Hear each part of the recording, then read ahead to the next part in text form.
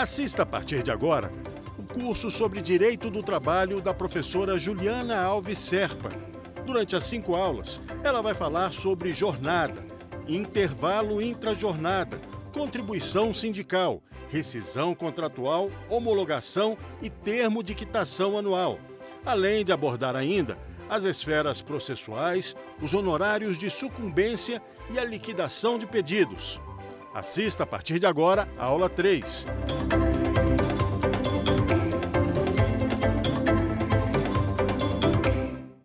Olá, bem-vindos de volta a mais um Saber Direito. Meu nome é Juliana Alves Serpa, sou professora, sou advogada, pós-graduada em Direito do Trabalho e Processo do Trabalho, pós-graduada em Direito Penal e Processo Penal. Sou vice-presidente da Comissão de Direitos Autorais Individuais e de Entretenimento da OAB-DF. Inclusive, todos vocês, alunos, estudantes de Direito, aqueles que buscam essa carreira, podem já ter acesso a essas comissões da OAB do seu estado. Fique atento a isso, certo? Voltamos aqui para a nossa terceira aula sobre Direito do Trabalho. Estamos falando sobre as principais alterações que tivemos com a Reforma Trabalhista de 2017. Essa reforma, como eu falei nas últimas aulas, foi a maior reforma já sofrida pela CLT desde o seu advento, desde 1943, quando surge a consolidação das leis do trabalho. A Lei 13.467 de 2017, que ficou conhecida popularmente como Reforma Trabalhista, ela alterou, como eu disse, mais de 117 artigos da nossa CLT. Ela alterou toda a relação de trabalho, todos os tipos de relação de trabalho. Aqui nós estamos falando exatamente sobre as principais alterações. Não conseguiremos falar de todas, mas vamos falar sobre as principais alterações que ocorreram com essa reforma para todo tipo de relação de trabalho. Na última aula, falamos sobre horários, falamos sobre jornada de trabalho, falamos sobre o intervalo intrajornada, que é aquele intervalo que você tem no meio da sua jornada de trabalho. Falamos também sobre o que acontece agora quando acontece a supressão total ou parcial dessa jornada de trabalho. É uma alteração importante que a gente precisa saber. Na aula passada falamos também sobre horas in itinere, Deixa de existir a questão de horas in itinere na CLT após a reforma de 2017. Então, o tempo de deslocamento do trabalhador da sua residência até o local de trabalho, mesmo que seja um local não servido de transporte público, com o transporte cedido pela empresa, mesmo assim, isso não é mais considerado hora de exposição, então não será remunerado. Na aula de hoje, vamos falar sobre um assunto muito interessante e muito importante. Vamos falar sobre a alteração que a Reforma Trabalhista trouxe no quesito férias. Férias é o que todo mundo gosta, É uma das melhores partes do nosso trabalho. Salário e férias. Eu sempre digo que a gente trabalha por salário e férias. Então, as férias tiveram uma alteração importante agora na Reforma Trabalhista de 2017. Nessa aula nós vamos falar sobre todas essas alterações que foram sofridas pela reforma no quesito férias. Falaremos ainda sobre uma nova modalidade de rescisão do contrato de trabalho. Já tínhamos essa modalidade, a gente já praticava essa modalidade, que é a rescisão por acordo, A finalização do contrato por acordo, um distrato por acordo. Só que isso não estava na legislação, não havia nenhuma previsão legal para isso. A Reforma Trabalhista de 2017 traz essa previsão do distrato por acordo, um acordo mútuo entre patrão e empregado. Lembrem-se que eu falei nas últimas aulas. Essa reforma, ela traz em seu corpo, muitas vezes, essa questão. a possibilidade de um acordo entre patrão e empregado. E isso é visto de uma forma um tanto quanto distorcida. Patrão e empregado não estão no mesmo patamar para que possam negociar. Por isso, a importância das entidades sindicais. Não estão no mesmo patamar, não possuem o mesmo conhecimento técnico. Então, nem tudo deveria poder, né, ser acordado. Mas, falamos na aula passada, a reforma, o que traz de mais importante é exatamente isso, o acordado sobre o legislado. Então, agora o acordo individual ou coletivo entre patrão e empregado pode, inclusive, suprimir direitos legais, direitos que estão previstos em lei. E, por último, na aula de hoje, nós vamos falar sobre a contribuição sindical. Talvez seja esse o assunto que a gente mais tenha ouvido falar quando ouvimos falar sobre a questão da reforma. A ênfase maior foi exatamente essa. A contribuição sindical deixa de ser obrigatória. Na qualidade de trabalhadores, nós vimos isso como uma coisa muito boa, como uma coisa ótima, né? Deixar de pagar a contribuição sindical, às vezes a gente nem sabia o que a gente pagava, a gente só pagava. Então, nós vamos esclarecer como funcionava esse desconto sindical, para que ele servia, qual era a finalidade desse desconto e, ao final, vocês poderão dizer se isso foi uma alteração interessante, boa para o trabalhador, para a relação de emprego ou não. Então, iniciando a aula de hoje, entrando no assunto mais interessante da nossa aula de hoje, nós vamos falar sobre a alteração que tivemos no quesito férias. Vamos falar sobre a alteração que tivemos quando falamos sobre férias. Férias já estavam dispostas na nossa legislação. A CLT já trazia em seu corpo uma presunção de férias. Como funciona férias? Para a gente entender direitinho. Você trabalha 12 meses para adquirir o direito de tirar férias, certo? Isso é chamado de período aquisitivo de férias. Você trabalha 12 meses e adquire o direito de tirar férias. Professora, mas eu posso tirar férias depois dos 12 meses trabalhados? Eu posso tirar férias quando eu quiser? Não, não pode, tá? Então, antes de comprar aquele seu pacote para Jericoacoara, para você passar suas férias, você precisa entrar em acordo com o seu empregador. Por quê? Porque férias, a concessão de férias faz parte do poder diretivo da empresa. Quem decide quando o empregado vai tirar férias é a empresa. Mas a legislação também trouxe uma baliza para isso, trouxe uma baliza para essa concessão de férias. Então, o período de concessão de férias, ele é também de 12 meses. O que isso significa? Que a empresa tem 12 meses para deixar você tirar férias. A empresa tem o prazo de 12 meses. Na verdade, na prática, são 11 meses, não é? Porque você vai tirar 30 dias de férias. Quando você voltar, se tiver encerrado o período concessivo de férias, ela teria que pagar uma dobra. Então, com 11 meses, ela vai deixar você sair de férias, vai deixar você entrar em pleno gozo de férias. Professor, então eu não posso decidir quando eu vou tirar as minhas férias? É exatamente isso. Depois do seu período aquisitivo de férias, esse período de 12 meses que eu acabei de explicar, depois do seu período aquisitivo, inicia-se o período concessivo de férias, o tempo que a empresa tem para deixar você tirar férias. Isso é poder diretivo da empresa. Quem decide é a empresa. Pode haver um acordo entre patrão e empregado? Com certeza pode. Isso pode ser acordado. Eu faço aniversário em agosto, eu gostaria de sair de férias no mês do meu aniversário. Isso pode ser um acordo, mas lembre-se, a empresa não está obrigada a deixar você tirar férias no mês que você quiser, no período que você quiser. Isso tem que ser acordado entre patrão e empregado. Tem que haver um acordo sobre esse período de férias. A alteração importante que nós tivemos na reforma trabalhista de 2017 no quesito férias, agora que a gente já entendeu como funcionam as férias, o período para elas serem tiradas e de quem é a responsabilidade de permitir que a gente tire férias, vamos falar sobre a alteração importante que tivemos na reforma de 2017. As férias deveriam ser concedidas antes da reforma em 30 dias. O empregado tem direito a 30 dias de férias.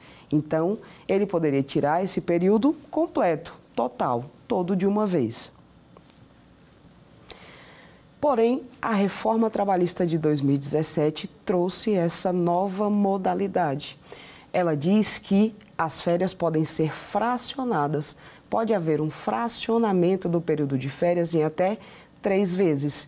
Então, você pode tirar férias durante o período concessivo que a empresa tem para deixar você tirar férias. Você pode dividir isso em até 3 vezes. Porém, a legislação traz também uma baliza importante. Posso dividir 10, 10 e 10? Não pode. A própria lei, quando trouxe a possibilidade de você dividir o seu período de férias em até 3 vezes, ela trouxe os parâmetros para que isso possa acontecer. Então, você pode fracionar as férias em até 3 vezes? Pode, desde que acordado entre patrão e empregado. Prestem atenção nisso, tá? Não é uma obrigação nem para o empregado, nem para o empregador. Essa não é uma norma rígida. Não é necessário que as férias tenham que ser parceladas em 3 vezes. Às vezes você quer fazer uma viagem para casa de parente, quer ficar mais tempo. Ah, mas as minhas férias são parceladas. Não necessariamente. Tudo isso pode ser acordado dentro da empresa. Então, o seu período de férias que é de 30 dias, depois que você adquire o direito de tirar férias, ele pode ter esse parcelamento. Como é que isso vai funcionar? Qual é esse parâmetro que a CLT trouxe para que você consiga fracionar o seu período de férias, desde que é acordado entre patrão e empregado? A regra é a seguinte: você pode fracionar o seu período de férias, desde que o primeiro período ou um dos períodos seja maior que 14 dias. E os outros 2 períodos necessariamente precisam ser maiores que 5 dias. Então, o fracionamento é absolutamente possível em até 3 vezes, mas precisam ser respeitados esses limites. Professora, por que eu não posso tirar 10, 10 e 10? Porque a regra diz que um dos períodos tem que ser maior que 14. Então, você pode tirar um de 14 e 2 de 8? Ok, tá ótimo. Isso durante o seu período concessivo de férias, né? O período que a empresa tem para deixar você tirar férias. Então, não tem problema. Ah, professora, eu posso tirar 2 de 14 e ficam 2 dias? Aí não pode. Por quê? Porque os outros 2 períodos, necessariamente, diante da regra, precisam ter mais que 5 dias. Então, um dos períodos não precisa ser o primeiro, não precisa ser o último, pode ser o do meio. A ordem disso não interessa. Não modifica a lei. A ordem desses fatores não altera o produto, né? Então, o que você precisa é um dos períodos maior que 14 dias e os outros 2 períodos maiores que 5 dias. O pagamento das férias dessa forma vai ser também fracionado, não é? Quando você sair de férias, você recebe aquela quantidade, aquele período. As férias, você recebe o seu salário mensal, o seu salário base, mais 1/3. Todo mundo já ouviu falar isso em algum momento, né? Ah, eu vou sair de férias, eu recebo férias mais 1/3. Por que 1/3? De onde vem esse 1/3? É porque meu patrão é gente boa e quer que meu passeio em Jericoacoara seja um pouco mais legal, será? Ou não? Absolutamente não, viu? As férias são pagas, férias mais 1/3, esse 1/3 a gente chama de terço constitucional, porque ele foi previsto pela Constituição de 1988. Então, é uma previsão legal que está na Constituição e que não pode ser alterado com a reforma de 2017. Então, quando você sai de férias, você recebe férias mais 1/3. 1/3 constitucional, previsto lá na Constituição. Entendemos aqui sobre férias, então a alteração importante que nós tivemos foi essa possibilidade de fracionamento. Ah, professora, mas eu sempre parcelei, eu sempre fracionei as minhas férias. Mas isso não estava previsto na legislação. A reforma de 2017 trouxe expressamente a possibilidade do fracionamento e a forma como isso deve acontecer. Então, os parâmetros são esses que a gente acabou de falar. Entendido aqui sobre férias, essa é a melhor parte, né? Férias é a melhor parte, a gente fica sempre esperando por esse período de férias no trabalho. Então, a alteração mais importante que nós tivemos nesse quesito foi exatamente essa. Agora, eu quero falar com vocês a respeito de uma outra alteração também muito importante na reforma trabalhista de 2017. Vamos falar sobre uma nova modalidade de finalização do acordo de trabalho, do contrato de trabalho. Uma nova forma de finalizar o contrato de trabalho. Vocês vão dizer, ah, não, mas isso existe desde que o mundo é mundo. Fato, tá? A rescisão por acordo, o distrato por acordo, ele acontece desde sempre. Sempre existiu essa forma de distrato. Porém, não estava previsto na nossa legislação. Foi uma coisa que a gente começou a fazer e a gente continuou fazendo e ninguém disse nada e foi ficando assim. Então, a reforma trabalhista de 2017, ela traz uma regulamentação para essa nova forma de rescisão do contrato de trabalho.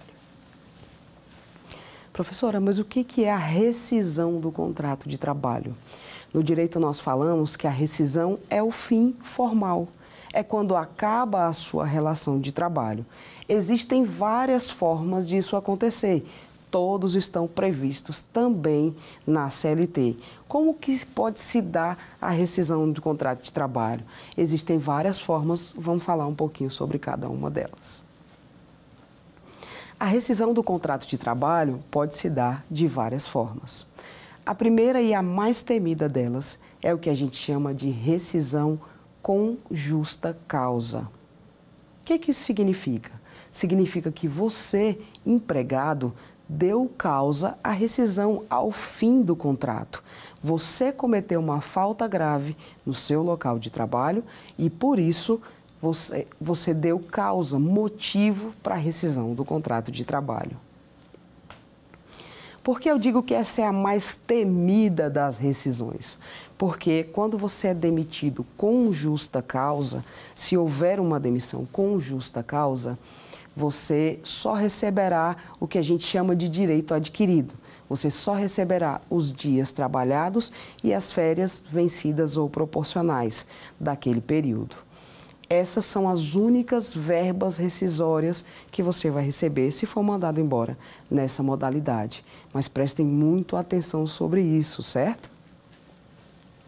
A demissão com justa causa ou por justa causa, ela só pode ser feita se o empregado cometer uma falta grave no seu local de trabalho. Então, o artigo que trata da justa causa, ela elenca ali quais são os motivos, quais são as causas possíveis para que haja esse tipo de rescisão do contrato de trabalho. Muita atenção nisso aqui, uma dica importante. A demissão por justa causa precisa ser imediata. No momento em que o seu empregador tomar conhecimento daquela falta grave que você cometeu, imediatamente ele precisa mandar você embora com justa causa. E se ele não mandar, professora? Se ele me chamar lá, ficar sabendo que eu cometi uma falta grave, que eu fiz no meu trabalho algo que eu não poderia ou não deveria, e aí ele me chama lá, me dá uma bronca, fala que não gostou e eu continuo trabalhando ali 10 dias, 15 dias. Aí ele pensa direitinho e fala, não é o tipo de falta que dê para perdoar. Eu vou mandar esse cara embora agora, vou mandar ele embora por justa causa, porque ele cometeu uma falta grave. Aí não pode mais. Ele pode até te demitir, mas não por justa causa. Isso é considerado pela nossa doutrina como um perdão tácito. Ele tomou conhecimento da sua falta grave. Naquele momento, ele tinha o poder punitivo para aplicar a maior sanção. Essa é a mais grave sanção que o empregado pode sofrer dentro da empresa. Então, ela tem que ser imediata. No momento em que ele toma conhecimento, ele pode até ter um tempo para saber se aquilo realmente aconteceu. Mas quando tomar sua decisão, ele precisa tomar a atitude correta. Se ele só conversa com você, se você parece que ele te perdoou, mas depois ele te manda embora por justa causa, isso pode ser revertido na Justiça do Trabalho, porque nesse caso aplicou-se o perdão tácito. Ele tinha o poder de punir e não puniu naquele momento. Então depois, por esse mesmo motivo, não pode punir mais. A outra forma de rescisão de contrato de trabalho é a mais comum, é a demissão sem justa causa, rescisão do contrato de trabalho sem justa causa. Não há um justo motivo, não existe uma motivação para aquilo. A empresa nem precisa te dizer qual é o motivo, ela só não quer mais a sua prestação de serviço. Então, ela informa você que está rescindindo, que está finalizando aquela relação de trabalho. Nesse caso da demissão sem justa causa, é uma das modalidades onde o empregado tem acesso a todas as verbas rescisórias existentes, tá? Então, se você for mandado embora sem justa causa, você terá direito às parcelas.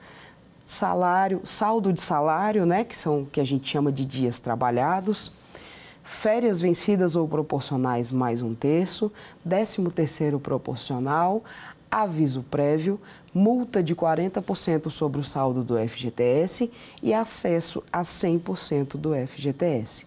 Essas são todas as verbas rescisórias que a gente tem para o empregado seletista. Lembre-se, tudo que a gente está falando aqui refere-se ao empregado seletista, aquele empregado de carteira registrada, aquele empregado que trabalha sob as regras da CLT. Então, essas verbas que eu acabei de citar são todas as verbas rescisórias possíveis. Você só recebe todas elas nesse modelo de demissão. Na demissão, sem justa causa. Não existe um justo motivo. A empresa simplesmente quer finalizar esse contrato.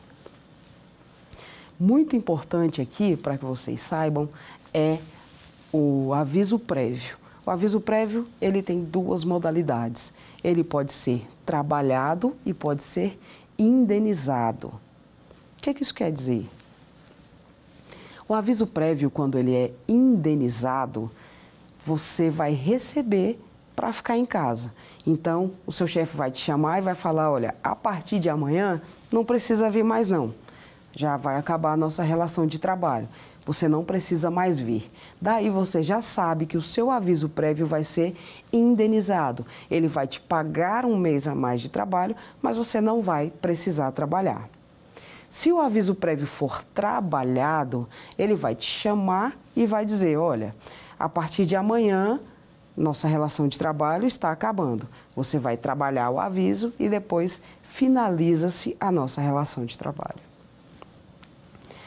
Dessa forma, você trabalha mais 30 dias, você recebe normalmente por esse período e aí finaliza-se a sua relação de trabalho normalmente. Então, o seu empregador, ele tem que dizer se o seu aviso prévio é trabalhado ou indenizado.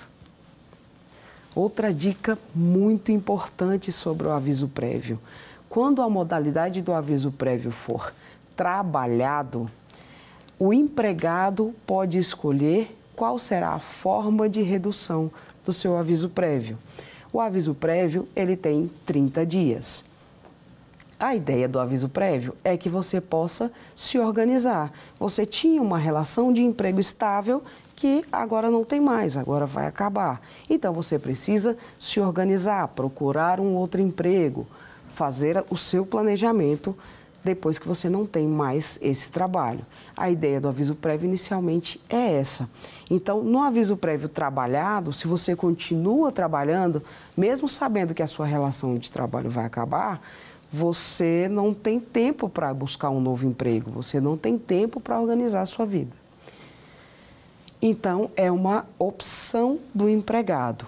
Ou você trabalha menos 2 horas todos os dias, os 30 dias do aviso, ou você trabalha 7 dias a menos. E aí você trabalha só 23 dias, né? Serão contabilizados apenas 23 dias, mas você vai trabalhar 7 dias a menos. Então, essa é uma escolha do empregado. Você precisa saber disso no momento da sua rescisão.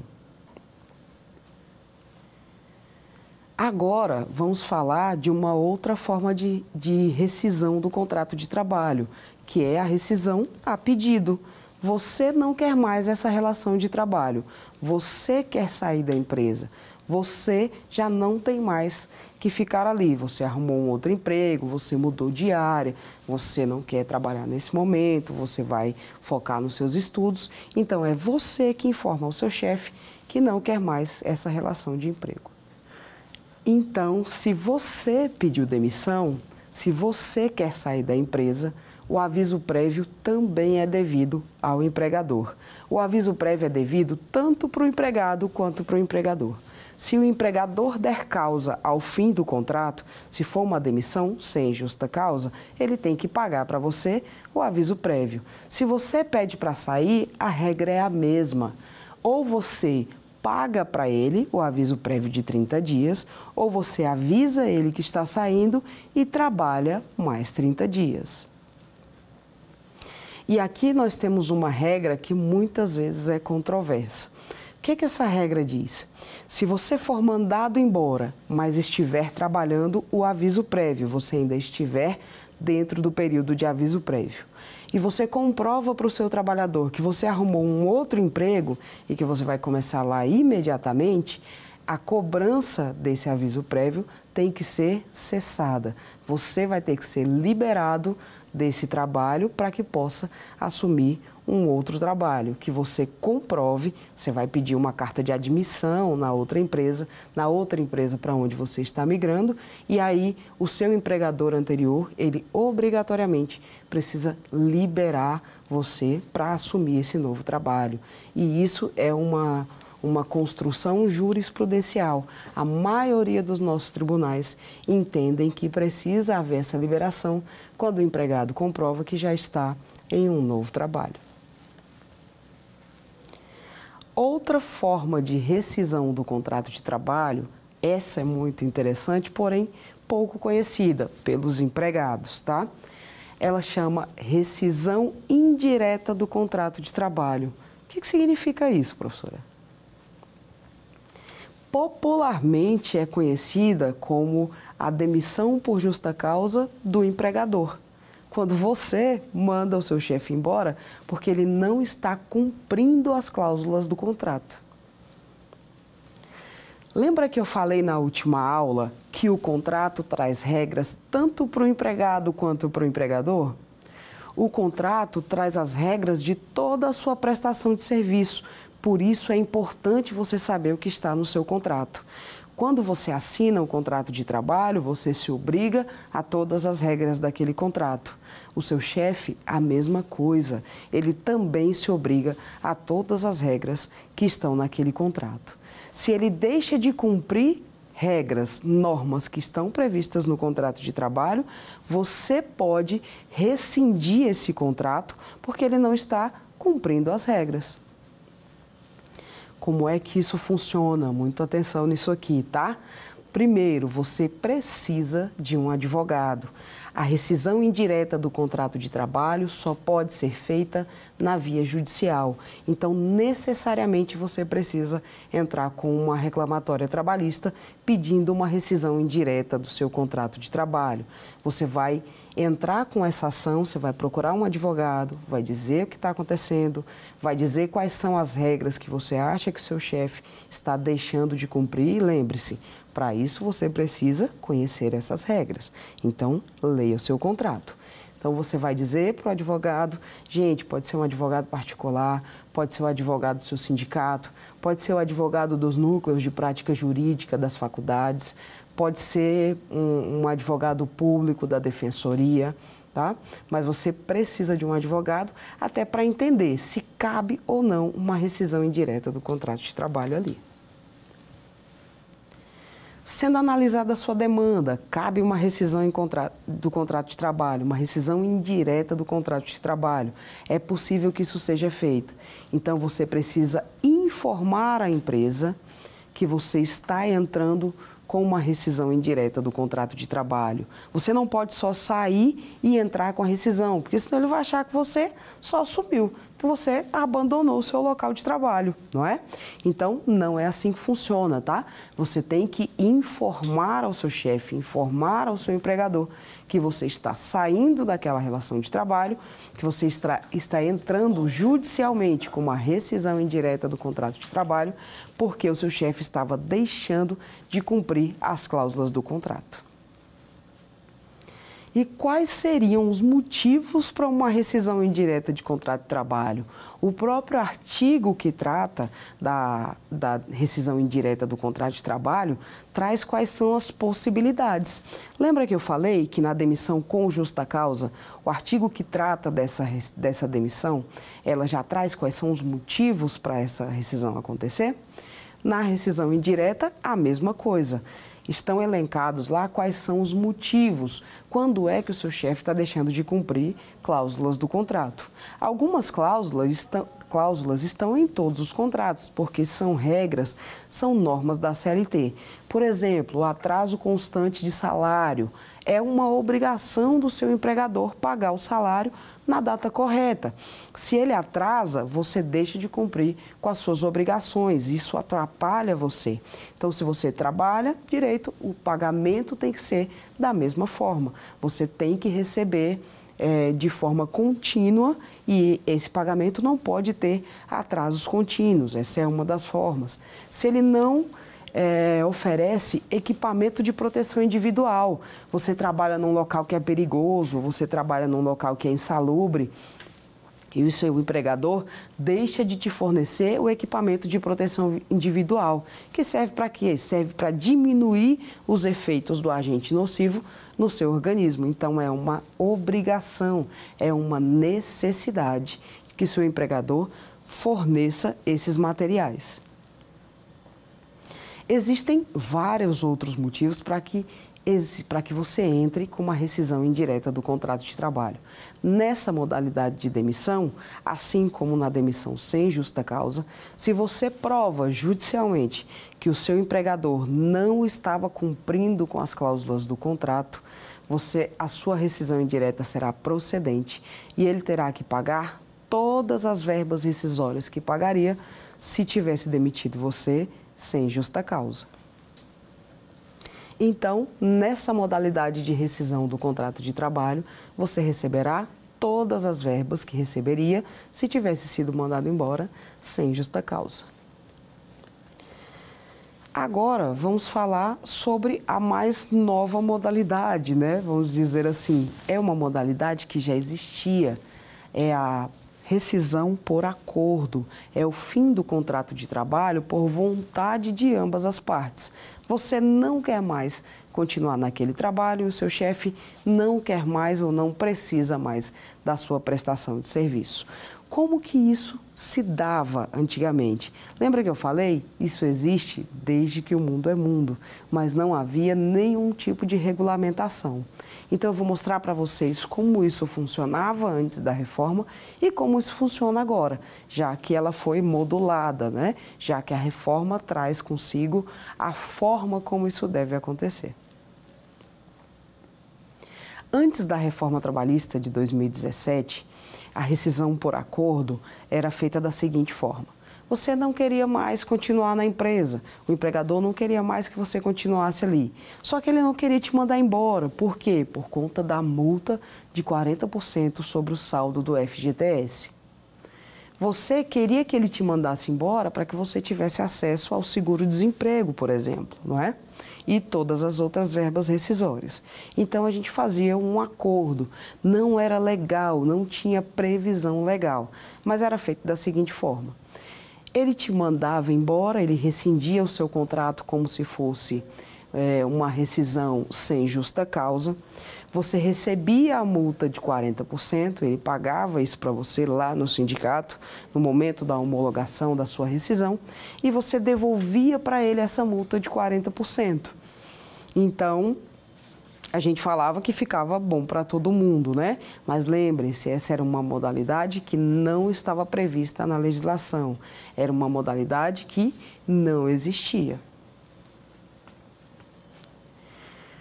A reforma trabalhista de 2017 modulou, disse exatamente como vai funcionar essa rescisão, esse tipo de rescisão do contrato de trabalho, que é a rescisão por mútuo acordo, não é? É um acordo entre as duas partes. Quando é feito esse tipo de rescisão, funciona da seguinte forma: você receberá pela metade algumas verbas. É um acordo. Num acordo, ambas as partes precisam abrir mão de algum pedaço, de um pouco, não é? Gente, lembrem-se, prestem muita atenção numa coisa. O acordo é uma faculdade. É uma faculdade das partes. Você só faz o acordo quando você quer, não é? Então, você propõe para a empresa o acordo, ela aceita se quiser. Ou ela propõe para você o acordo e você aceita se quiser, não é? Então, feito o acordo combinado entre as partes, que a rescisão do contrato de trabalho se dará dessa forma, você vai receber algumas verbas pela metade. O saldo de salário você vai receber total, porque são os dias trabalhados, é o que a gente chama de direito adquirido. Mas pela metade você vai receber a multa de 40% sobre o saldo do FGTS, passa a ser de 20%. Então, você vai receber metade da multa, não é? Como é um acordo, você abre mão de uma parte e o seu chefe abre mão de uma parte. O aviso prévio, indenizado ou trabalhado, também será pela metade, não é? Ambas as partes abrem mão de alguma coisa. Você terá acesso à sua conta do FGTS, mas até 80% do saldo da sua conta do FGTS. Não será um acesso total, um acesso completo ao saldo do seu FGTS. Porém, nessa modalidade de rescisão do contrato de trabalho, você não terá direito a seguro-desemprego, nem pela metade. Então, quando você faz um acordo hoje, perceba, você recebe metade do aviso prévio, você recebe metade da multa de 40% do FGTS, então você recebe uma multa de 20%, você tem acesso a 80% do saldo do seu FGTS, porém não tem direito a seguro-desemprego. Daí, tirem as suas próprias conclusões se essa modalidade de rescisão do contrato de trabalho foi melhor para o empregado ou melhor para o empregador. Mas esse é um advento, é uma nova modalidade, é uma novidade trazida pela Reforma Trabalhista de 2017. Agora nós vamos falar, o nosso último assunto da nossa aula, nós vamos falar sobre a não obrigatoriedade do pagamento do imposto sindical. Talvez esse seja o assunto que mais foi falado, movimentado durante os estudos sobre a Reforma Trabalhista de 2017. Antes da Reforma Trabalhista, a contribuição sindical era obrigatória. Então, olha só como é que isso funcionava. Todos os anos, geralmente no mês de março, o seu empregador descontava um dia de salário por ano. Um dia do seu salário era repassado para o sindicato. Então, esse desconto já vinha na sua folha de pagamento, né? Você já recebia com menos esse um dia. E esse dinheiro era repassado para os sindicatos, para as representações sindicais. Essa era a única informação que a gente tinha a respeito da contribuição sindical. Com a Reforma Trabalhista de 2017, essa forma de pagamento não é que foi abolida a contribuição sindical, não é que ela não exista mais, é que agora ela é facultativa para todos os trabalhadores. Se você não for associado do sindicato, se você não for inscrito no sindicato, você só vai pagar esse um dia de salário por ano se você quiser. Então, passa a ser facultativa para todos os trabalhadores a contribuição sindical, que outrora era obrigatória, né? Deixa de ser obrigatória. Agora você só paga se quiser. E qual é o impacto disso? Qual foi o impacto que nós já conseguimos sentir nessa mudança, nessa alteração importante da contribuição sindical? A principal mudança é que o sindicato perde força. Se ele perde dinheiro, automaticamente ele perde força. A reforma trabalhista de 2017 traz várias vezes que o acordado está sobre o legislado.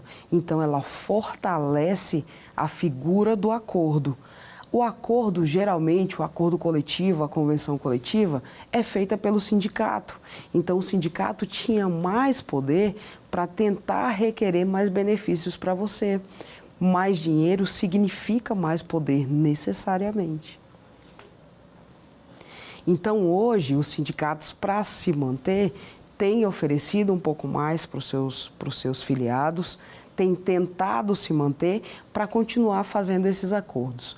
A principal discussão que fica sobre isso é a seguinte: se o sindicato da categoria, se ele luta ali por melhorias para toda a categoria, se quando ele consegue um aumento de salário, quando ele consegue um aumento no vale alimentação, quando ele consegue algum benefício para o empregado, isso se estende a todos os empregados daquela categoria.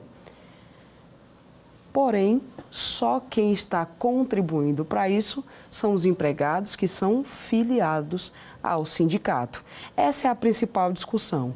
Está sub júdice. Essa decisão, essa alteração trazida pela reforma trabalhista de 2017, ainda está sub júdice, ainda está em julgamento. Existem centenas de ações que versam sobre isso, para se discutir, isso é constitucional ou não, é correto ou não, isso enfraquece o Sindicato dos Trabalhadores e a quem isso interessa? A quem interessa que o sindicato seja mais fraco, que não tenha poder de barganha, que não tenha poder de negociação, não é?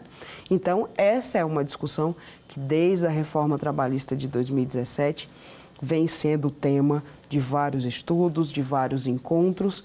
Tem quem é contra, tem quem é a favor, tem quem apoia, tem quem não apoia. Natural, não é? Mas essa é uma inovação, é um advento da reforma trabalhista de 2017, mas que desde a sua promulgação tem gerado muita discussão a respeito. Bom, na aula de hoje nós falamos sobre 3 assuntos interessantes, 3 alterações interessantes que se deram na reforma trabalhista de 2017. Eu falei para vocês nas aulas anteriores e repito, essa é a maior reforma que nós já tivemos desde 1943, quando a reforma trabalhista foi promulgada. Ela alterou quase todos o direito material que versa sobre direito do trabalho. Então, é importante que a gente saiba sobre essas alterações. Aqui nós estamos falando das alterações mais importantes, aquelas que estão no dia a dia mesmo, no dia a dia da sua prestação de serviço, no dia a dia do seu trabalho, né? Para você entender quais são as novas regras. Perceba que na aula de hoje nós falamos sobre as alterações e mostramos que essas alterações trazem consigo algumas regras importantes. No caso do parcelamento de férias, que foi o nosso primeiro assunto, quando a gente fala em parcelamento de férias, ele automaticamente já traz para a gente quais são os parâmetros, qual é a regra a ser seguida, qual é a forma como isso vai acontecer. Então, pode parcelar férias? Pode. Pode parcelar quanto? Em até 3 vezes. É possível parcelamento em até 3 vezes, desde que respeitados os limites legais apresentados. Quais são esses limites? Um dos períodos precisa ser maior que 14 dias e os outros 2 períodos necessariamente precisam ser maiores do que 5 dias. Falamos ainda do advento de uma nova forma de rescisão do contrato de trabalho. Como eu falei aqui com vocês, já existia? Já existia. Muita gente já fez ou já viu alguém fazendo, não é? mas não existia nenhuma regulamentação a respeito. Hoje nós temos essa regulamentação, então pode haver o distrato por acordo, pode haver a rescisão do contrato por acordo. É um acordo entre as partes, ambos desejam a mesma coisa. E aí, falei para vocês quais são as verbas devidas nessa forma, nessa modalidade de rescisão do contrato de trabalho. Você recebe pela metade o aviso prévio, pela metade a multa sobre o saldo do FGTS, que naturalmente é de 40% e passa a ser de 20%. Você tem acesso a 80% do saldo do seu FGTS que está depositado lá na Caixa Econômica. E você não tem direito a seguro-desemprego, tá? Então, se você rescinde o seu contrato de trabalho nessa modalidade, você não terá direito a seguro-desemprego. Nosso terceiro e último assunto, falamos sobre a não obrigatoriedade do imposto sindical, né? Pela reforma trabalhista de 2017, deixa de ser obrigatória aquela contribuição de todo trabalhador e ela passa a ser facultativa. Você pode continuar pagando o sindicato, fortalecendo o sindicato, conhecendo o sindicato, mas isso tem que ser facultado, tem que ser por escrito, tá? Não pode ser feito de boca. Você tem que fazer um documento dizendo que você autoriza a empresa a descontar um dia de salário por ano que será repassado ao sindicato. Tem que ser formalizado, tem que ser feito por escrito. Então, vamos lá? Vamos ver o que a gente aprendeu? Vamos ver se a gente realmente entendeu a matéria de hoje? Então tá na hora, vamos lá para o nosso quiz.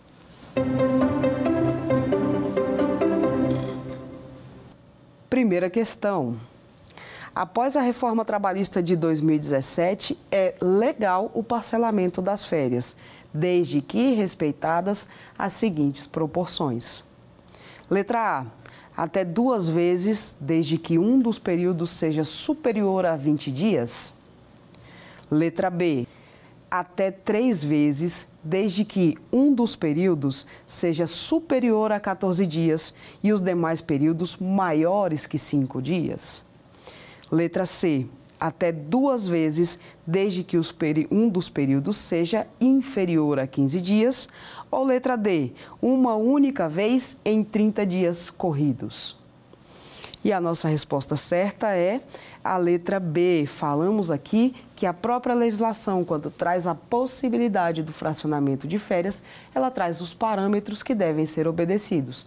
Então, pode fracionar? Pode em até 3 vezes, desde que um dos períodos seja maior que 14 dias e os outros demais períodos sejam maiores que 5 dias, tá? Muita atenção nisso aqui, gente.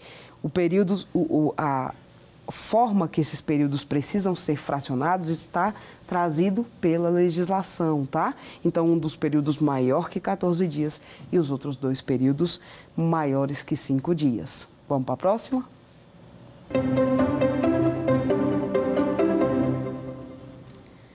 De acordo com a legislação trabalhista brasileira, a contribuição sindical passa a ser: letra A, obrigatória apenas para empregados do setor têxtil. Letra B, obrigatória com limite de 1 contribuição anual. Letra C, opcional para todos os trabalhadores. E letra D, opcional apenas para trabalhadores inscritos nas associações sindicais. Nossa resposta certa é letra C, opcional para todos os trabalhadores. Lembrem-se do que eu falei na nossa aula. É uma opção do empregado fazer o pagamento, fazer a contribuição sindical anual. Isso tem que ser feito de forma formal, tem que ser formalizado, tem que ser por escrito, tá? Vamos para a próxima?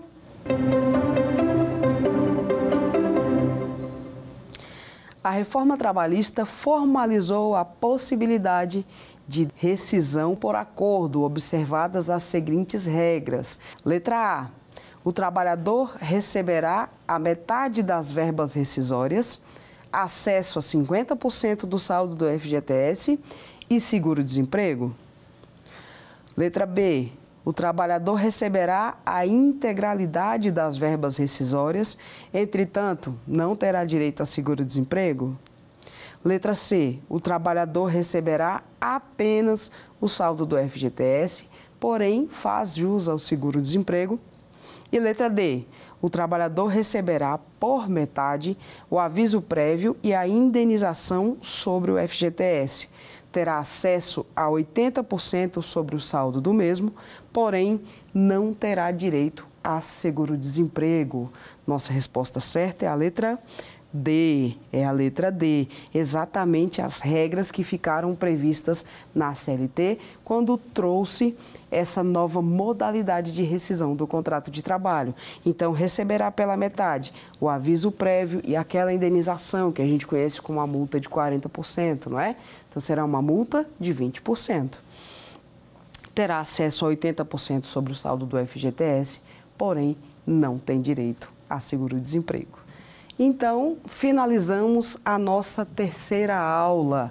Na próxima aula, nos encontramos novamente. Meu nome é professora Juliana Alves Serpa, sou advogada, vice-presidente da Comissão de Direito Autoral, Imaterial e de Entretenimento da OAB-DF e vejo vocês na nossa próxima aula. Quer dar alguma sugestão de tema para os cursos do Saber Direito? Então mande um e-mail para a gente, saberdireito@stf.jus.br. Você também pode estudar pela internet. Acesse o nosso site, radioetvjustiça.jus.br, ou pode rever as aulas no canal do YouTube, @Rádio e TV Justiça.